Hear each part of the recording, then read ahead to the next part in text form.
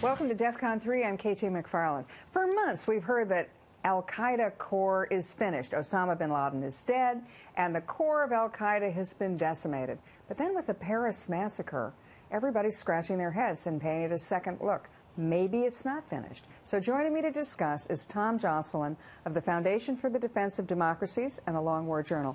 Thank you so much for joining us. So is core Al-Qaeda alive and well? Unfortunately, it is. And what we see in Paris right now, there's a lot of confusion in the reporting about who is responsible, of course. But, all the evidence says it's Al-Qaeda in the Arabian Peninsula, as it's called. And you'll see people refer to that as an affiliate of Al-Qaeda or something along those lines. That's like actually the JV, That's right, yeah. Or some, minor. It's actually not true. Al-Qaeda in the Arabian Peninsula is, in fact, what they refer to as a regional branch of Al-Qaeda.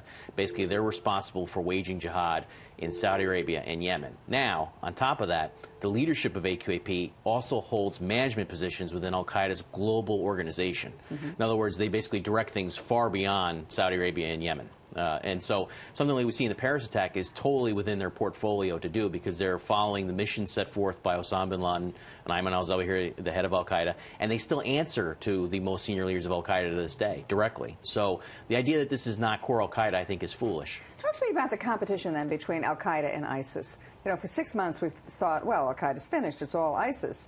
Now it seems that are they in competition with each other, or do they work together? Yeah, unfortunately, a lot of the reporting on ISIS was wrong, too, because Al-Qaeda actually maintained control of a lot of its network. ISIS, just like Al-Qaeda in the Arabian Peninsula, is a regional branch of Al-Qaeda. ISIS was a regional branch of Al-Qaeda, and that's basically they had their territory that they were assigned under Al-Qaeda's scheme for the world for waging jihad. And what happened is their leadership, in particular the head of ISIS, decided that basically he no longer wanted to answer to the senior leadership of Al-Qaeda. He was the number one. He was going to take over. This is what he tried to do.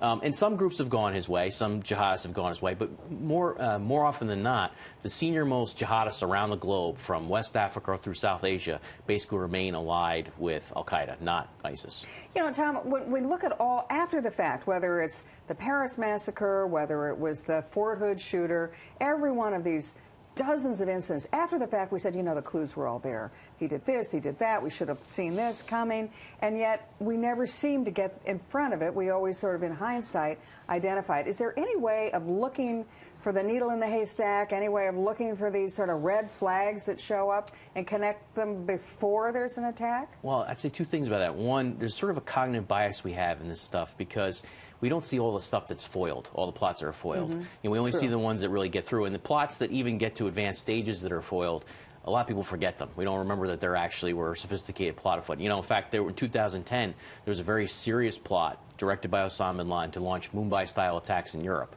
Everybody forgets about that, but then we see another Mumbai-style attack in Paris and the Charlie Hebdo offices. It's very consistent with what they're trying to do.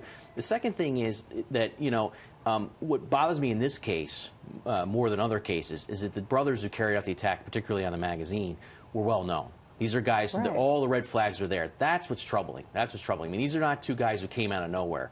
And so, yes, the intelligence community, Western intelligence services, and law enforcement, they stop a lot of plots. But in a case like this, you really got to take a long, hard look. Like, why did these two guys get through when they were just such well-known quantities in the counterterrorism world? Tom, you describe this as a worldwide movement. Is our strategy for dealing with it, should it also be a worldwide movement? Should we be working in concert with other Western countries? We have to. We do that to a certain extent. We have to continue to do that, but we have to work with countries, far outside the West as well. I mean, there's a direct tie or link between violence over there and violence over here. This is something the 9/11 Commission found all the way back in 2004. It remains true today. Think about in Yemen, where Al-Qaeda in the Arabian Peninsula is waging this prolific insurgency, trying to take control of the government, trying to take control of territory. They can walk and chew gum at the same time. They're doing that while they're executing and putting forward plots against the West. There's no disconnect between the two things. They're both consistent with their overall strategy and their worldview. We have to see them consistent as being part of one worldview as well. And in fact, as they make gains elsewhere, as they make gains over there, the threats to us over here grow. That's Tom Joscelyn, editor of the Long War Journal and also with the Foundation for the Defense of Democracies.